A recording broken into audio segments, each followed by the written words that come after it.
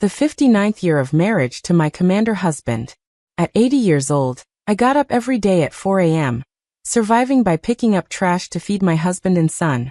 One day, I accidentally broke my leg and was sent to the hospital. I couldn't even bring myself to spend $10 on a painkiller shot. But when I turned my head, I saw my husband, who was just begging me for grocery money yesterday, holding hands with his old flame, Laura, while paying $10,000 for her hyaluronic acid injections.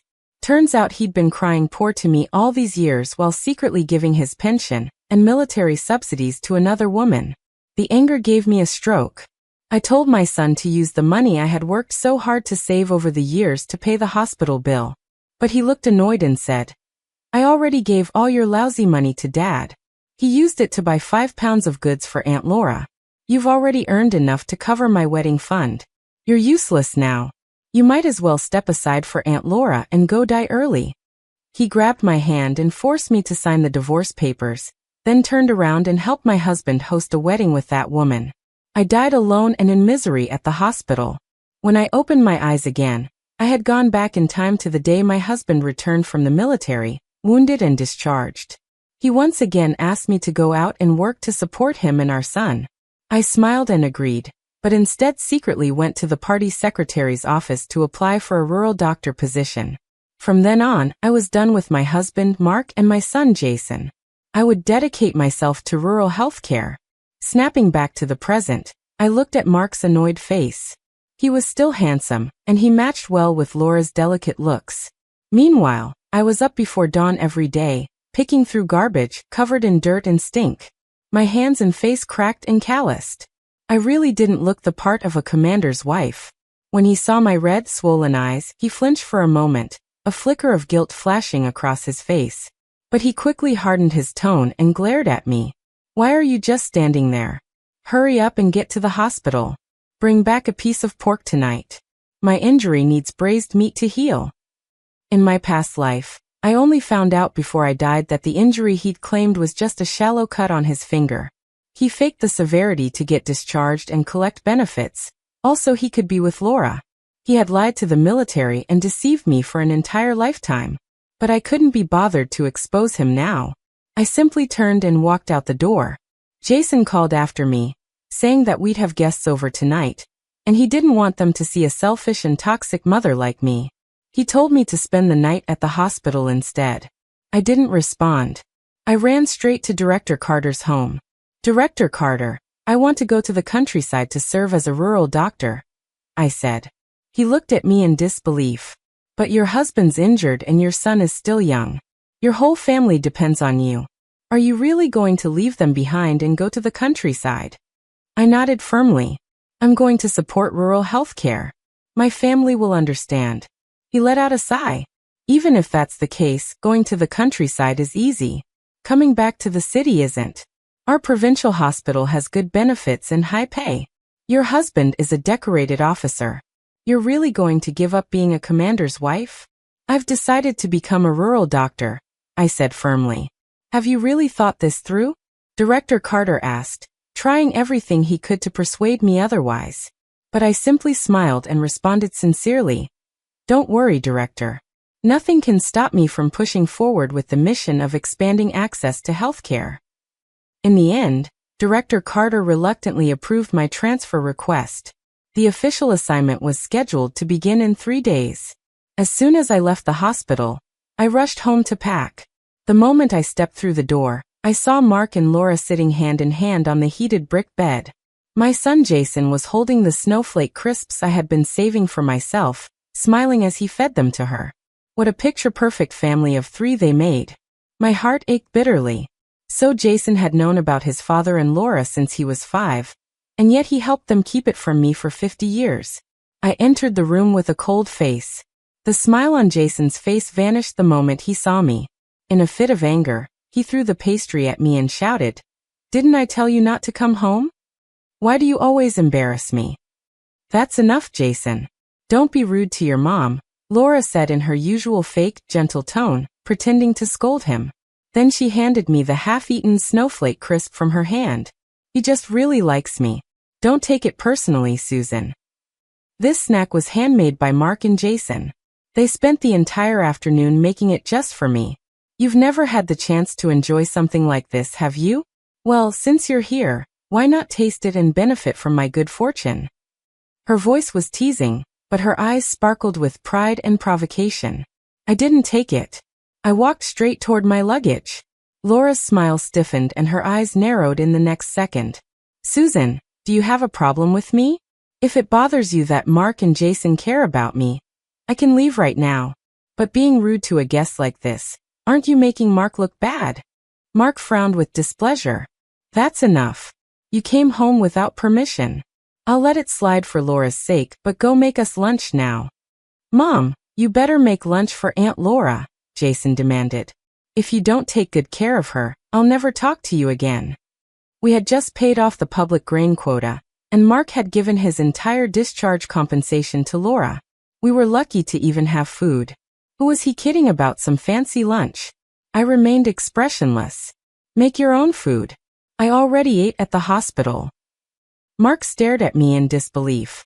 Do you have any idea how expensive hospital meals are? You had money and didn't hand it over. Just spent it on yourself. Susan, I used to think you were a hard-working, thrifty woman, but now I'm really disappointed in you. 7 years ago, 1 year after I married Mark, he joined the army. While he was away, I worked full-time, farmed, took care of his parents and our son. I overworked myself into illness, but never spent a dime to treat it. And now, all it took was one meal from the hospital cafeteria for him to say he was disappointed. My heart grew bitter, and I couldn't help but laugh coldly. Laura is your first love. If you want her to eat well, go cook for her yourself. What's that got to do with me? You're a commander, aren't you? Always begging your wife for money. Do you even qualify as a man? His face darkened. Susan Tang, what's that supposed to mean? Are you saying you don't want to live with me anymore? Exactly, I replied flatly. Maybe divorce is embarrassing, but you didn't feel ashamed when you took care of your mistress, so why should I? With that, I walked past him and returned to my room. I finished packing and lay down to rest. Mark asked me to come out and do the laundry. Jason wanted me to help him with his homework. I ignored them both. I was determined. These last 3 days, I needed to preserve my energy and make the best possible preparations for my new post. I wasn't going to waste another second on that father and son. The next morning, I officially stopped serving them. Jason had stayed up late the night before playing with Laura. He didn't wake up until noon. As soon as he opened his eyes, he came out crying and hitting me with his little fists. Why didn't you wake me up? I'm late for school. Bad mom. Make me breakfast and take me to school now. I pushed him aside and rubbed my wrist where he had hit me, my eyes cold. I'm your mother, not your maid. If you think I'm bad, then let your dad take care of you from now on. I ignored his crying and shouting and headed straight to work at the hospital. Mark had no choice but to cook for Jason himself. But he was so used to being waited on by me. The rice ended up burnt. He ended up burning his hand and developed a huge blister. When Laura saw the blister on his palm, her heart ached with pity. She took the initiative to come over and take care of Mark and our son. Once I found out, I specifically requested to stay at the staff dormitory for a few days, so I wouldn't disturb the lovebirds. But Laura had long been spoiled by Mark into a pampered princess who never lifted a finger. She let the cattle into the field where they ate all the newly planted wheat. She cooked one meal and both Mark and Jason ended up with food poisoning and had to be rushed to the clinic. Even though Mark knew she had good intentions and couldn't bring himself to blame her, the truth was she just wasn't fit for daily life.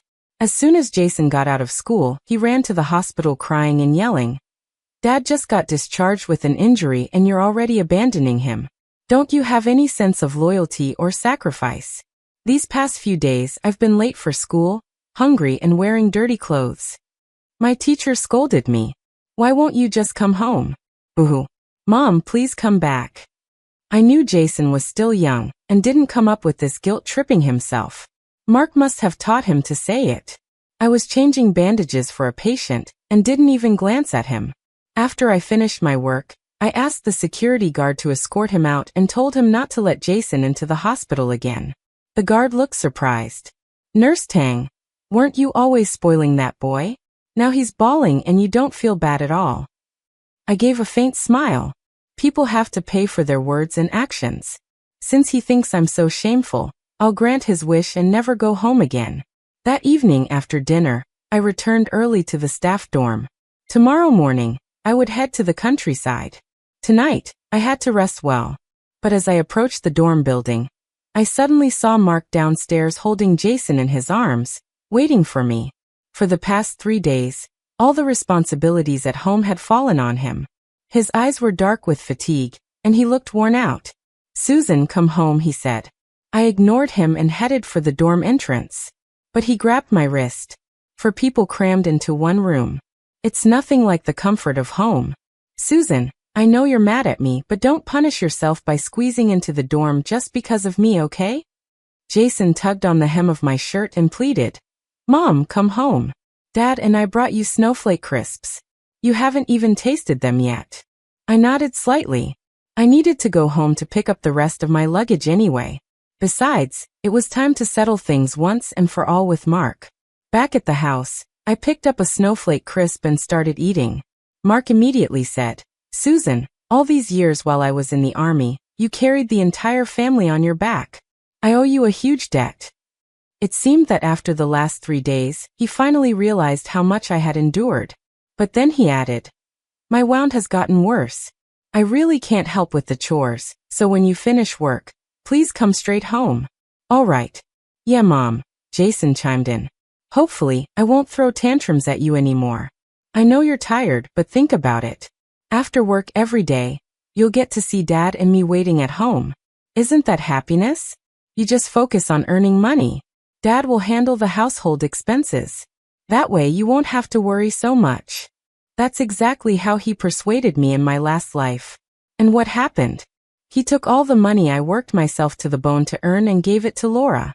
For 50 years, I got up before sunrise to farm, then headed to the hospital for work.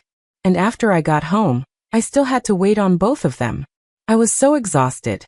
I often passed out from fatigue. And yet he built a whole new family with Laura, using my hard-earned money to hire a nanny to take care of her. I still remember when I was 80 and lying in the hospital, I ran into Laura.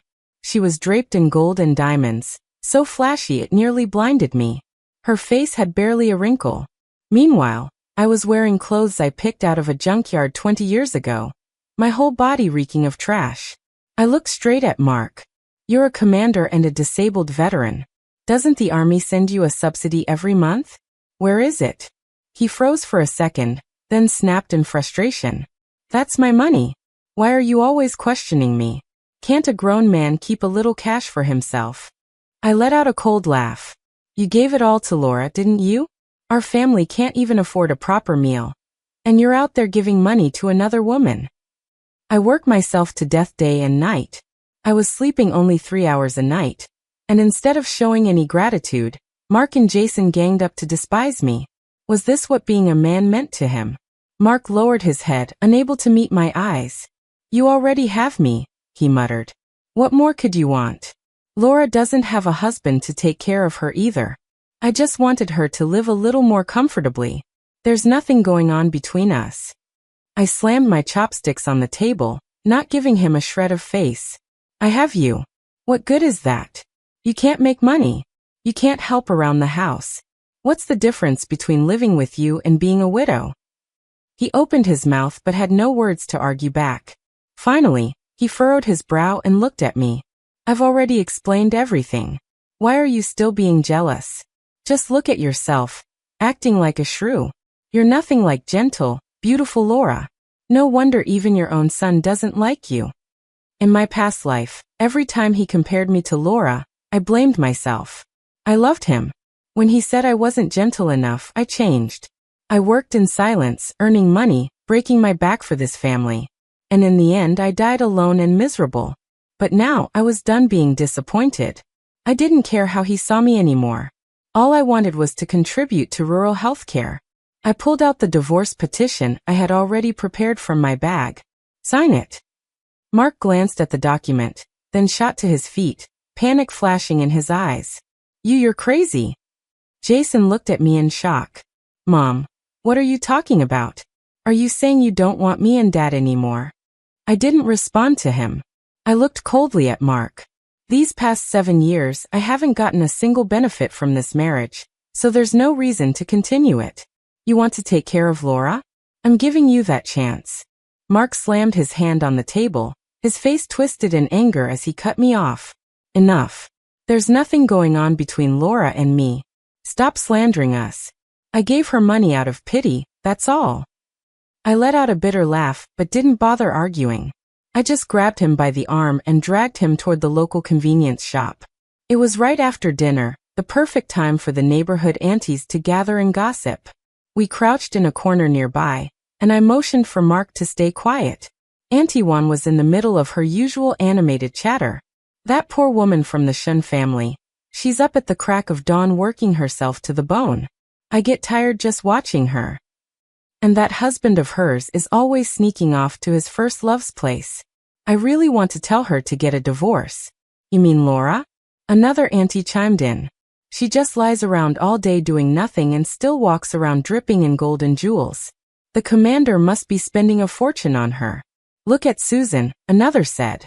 Her clothes are patched over so many times even my mother-in-law wouldn't wear them. Mark couldn't take it anymore.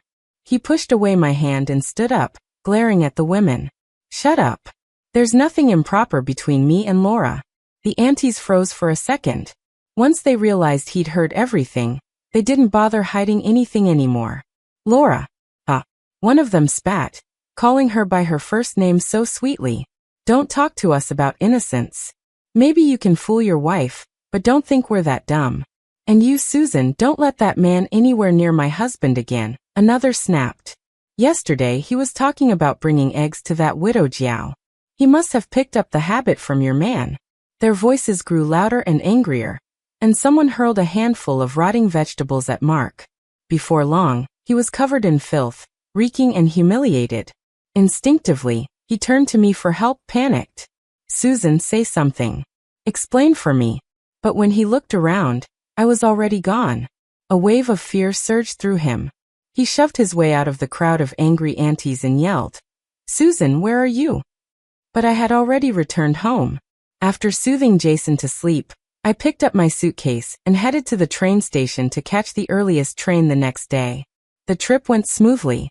After 3 hours, I arrived in Lin County. The team leader greeted me warmly and took my luggage.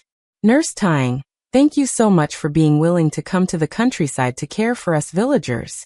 If you need anything, just let me know, the team leader said warmly. I smiled and nodded, breathing in the fresh country air. All of a sudden, I felt an unexpected lightness in my heart.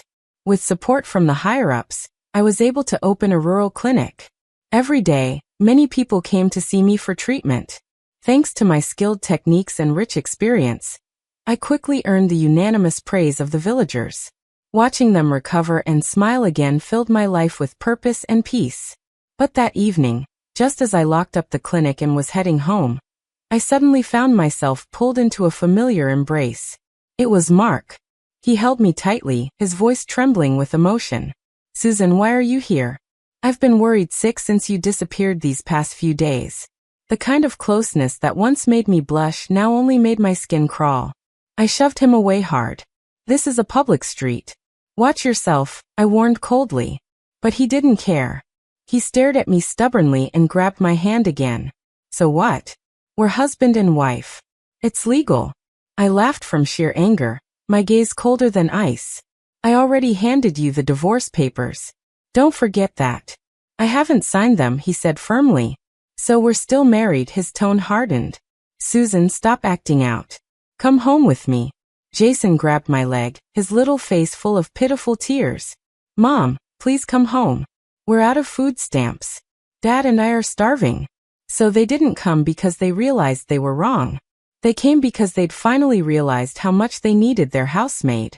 I pushed Jason gently aside. Ask your dad for money. The military gives him a monthly allowance. He won't let you starve. Mark stammered. The subsidy hasn't been issued this month. Jason interrupted, exposing him flatly. That's a lie. I saw you spend money to buy Aunt Laura a new dress. I felt nothing. My heart didn't even ripple. I just shrugged and said, Well, there's nothing I can do then. You two figure out your food situation.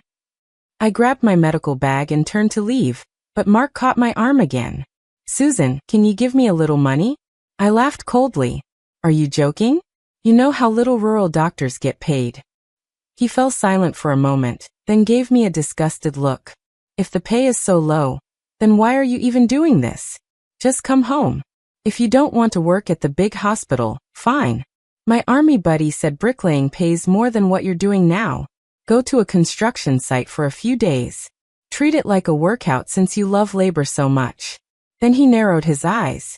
If you don't agree, don't blame me for handing that divorce application over to the party secretary. I'm a commander. Divorced or not, I can still marry Laura. But you? You've got no decent job. Already had a child. What kind of man would want you? Before he could finish his sentence, I slapped him hard across the face. Mark, I'm not throwing a tantrum. I mean it. You'd better hand those divorce papers in yourself. Laura is still waiting for you to marry her, isn't she? My eyes were filled with undisguised disgust. How blind I must have been in my past life to suffer for this man for 50 years. Mark froze, then gave a crooked, smug smile. Huh. I knew it. You're just jealous of Laura. She and I are just friends. I promise you'll always be my commander's wife. Who cares about being a commander's wife? I snapped. In my past life, Mark constantly used that title to guilt-trip me, saying that I owed it to him to earn money, serve him, and prove myself worthy. I played that role long enough. Not this time. I didn't want it anymore. Enough, Mark. Stop flattering yourself. I don't care about you and Laura. Whatever's going on between you two, it's not my business. Now move. I want to go home. His face went stiff. Jason came over again, trying to persuade me. Dad already apologized. Mom, can't you forgive him? You've forgiven him so many times before.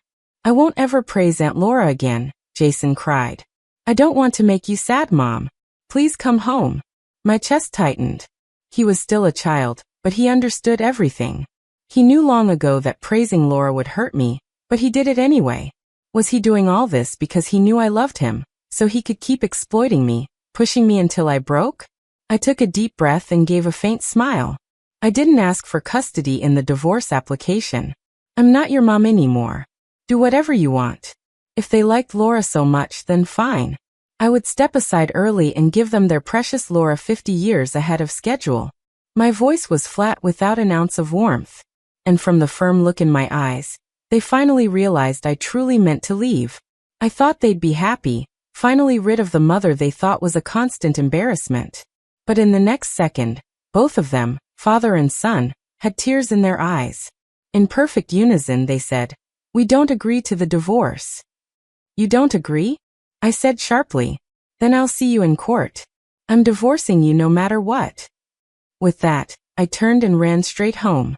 The next morning, as soon as I opened the clinic, a villager came in and said, "Nurse Tang, the team leader is looking for you." I went over only to see Mark and Jason already sitting in the office. The moment he saw me, Mark's eyes lit up. "I already told your team leader that you're quitting. Susan, come home with us." He reached out to take my hand, but I slapped it away. "Don't touch me."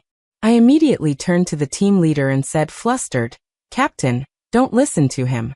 We're in the middle of a divorce. We'll have no connection very soon. He doesn't get to decide anything about my work."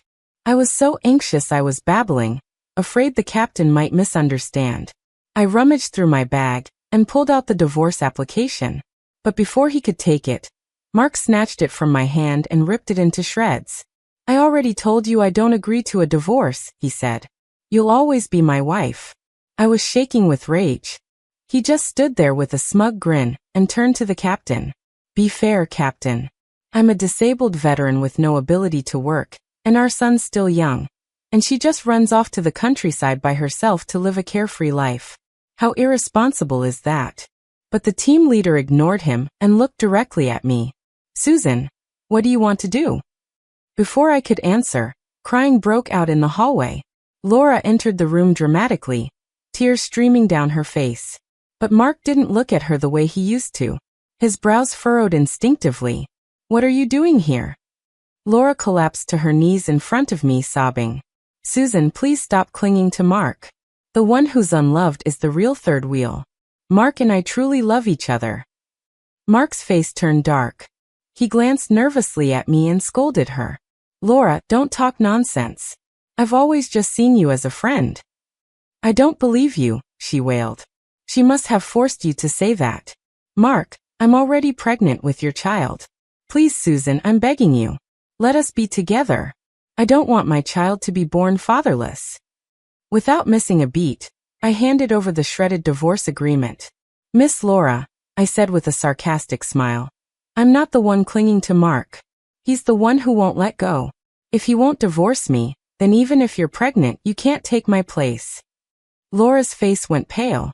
It hadn't occurred to her that it was Mark who refused the divorce. Her body wobbled, and Mark instinctively reached out to catch her. Be careful, he said. Don't fall. But she took the opportunity to collapse into his arms and whispered just loud enough for him to hear. Mark, what if I report to the army that you faked your injury? Mark's expression changed instantly. He shoved her away and shouted, Laura, are you threatening me? After everything I've done for you, this is how you repay me. I had no interest in hearing them argue. I simply pulled out my spare copy of the divorce papers and laid them on the desk. Mark, I said coldly, sign them. Just do it for Laura. Left with no choice, Mark signed the papers begrudgingly, clearly unwilling. Jason stood by crying, trying to stop him. No, I want Mom. I don't want pretty Aunt Laura anymore. But no one responded to him. In the end, the three of them, Mark, Jason, and Laura, left dejected and humiliated. I looked at the mess they'd made in the office, feeling a bit embarrassed. Sorry, Captain, I said. You had to witness all that. He waved it off kindly. It's nothing. Every family has its own problems.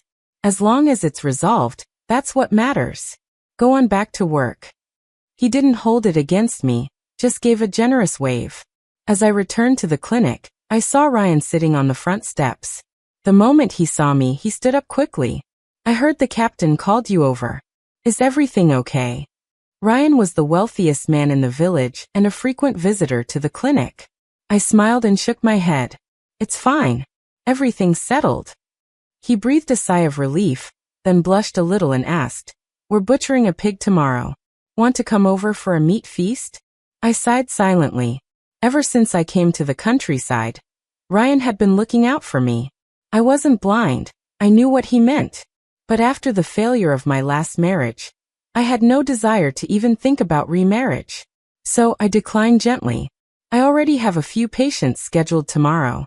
It wouldn't be convenient. He looked disappointed but didn't push. All right, he said and walked away. The next day at noon, I was having lunch with the patients all gathered around sharing a big pot of food when suddenly I smelled the rich aroma of pork. Ryan walked into the clinic holding a bowl. Susan, eat some pork. You've been working so hard these days. You've lost weight. The patients immediately started teasing. Ooh, look at that. Old Ryan has a thing for our nurse Tang. Bringing pork to win her heart, huh? Trying to steal her away from us. We don't approve. I couldn't exactly turn him down in front of everyone. So I smiled awkwardly, took the bowl, and headed to the backyard. Ryan followed me. Once we were alone, I stopped and turned to him. Comrade, I'm not considering a relationship right now. He nodded. I understand. I went to see the captain yesterday and heard a bit about what you've been through. I get it. I'll wait until the day you're ready. His words stirred something in my chest. I didn't know what to say, but before I could respond, a sharp voice called out behind me. Susan Tang, what are you doing with another man? I turned around and saw Mark and Jason standing there. Mark stormed over and grabbed my wrist, his eyes bloodshot. So, this is why you've been so determined to divorce me. You're seeing someone else. How long has this been going on? I knew he was furious, but I didn't want Ryan to get dragged into this. I shook Mark off hard. What the hell is wrong with you? Not everyone is as shameless as you and Laura. Ryan stepped in front of me protectively, trying to reason with him. Commander Shen, you and Nurse Tang are already divorced. Mark didn't let him finish. He punched Ryan square in the face. I'm still a commander. You've got some nerve trying to take my woman. I screamed and rushed over to check on Ryan, panicked, inspecting his face for injuries. Mark was completely unhinged. Susan, how could you care about that guy? I'm your husband. Jason, sensing the mood, quickly ran up and tugged on my sleeve. Mom, go check on Dad, okay? He hasn't been sleeping well. He misses you every night.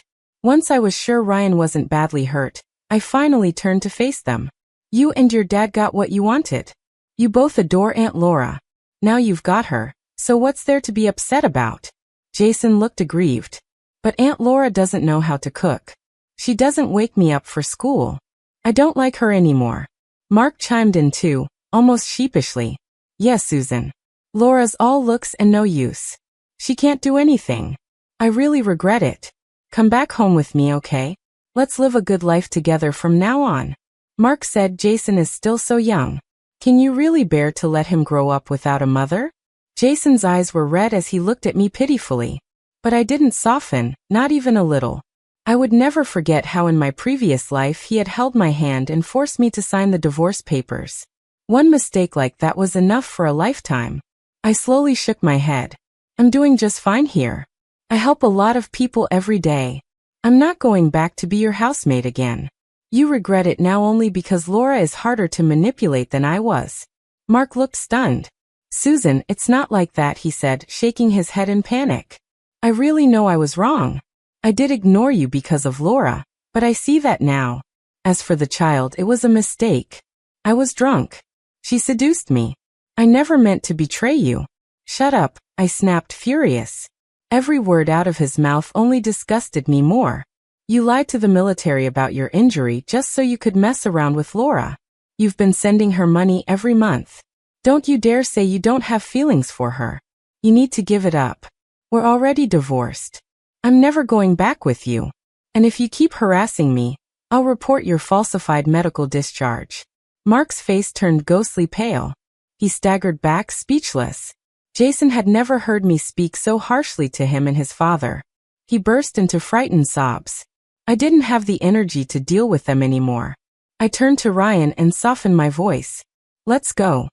He nodded, and I helped him out of the clinic. We walked away together. Behind us, Mark murmured in disbelief, Susan. But I didn't stop. Not even once. He stood there watching me and Ryan from behind, his heart shattered. And in that moment he finally understood. He had truly lost the caring, devoted wife he'd taken for granted. A few days later, the village mailman brought a letter to the clinic. It was from the hospital director inviting me to his son's wedding. I asked Captain's son for a day off and returned to the city. Not much had changed there. After the wedding banquet ended, I instinctively walked back toward my old house. But before I even stepped through the gate, I heard shouting from inside. I told you I wanted braised pork. This is disgusting. Redo it and you get out there and sweep the yard, useless freeloader. All you do is eat. Jason didn't dare talk back. He wiped away tears as he swept the yard. Mark tried to soothe Laura with a submissive tone. There's no pork. We don't even have any more food stamps. We're down to wild greens. I gave you my military stipend, didn't I? Can you return it so I can buy pork? I used that money to go to the movies, Laura said shamelessly. Then she exploded. You dare ask me for money?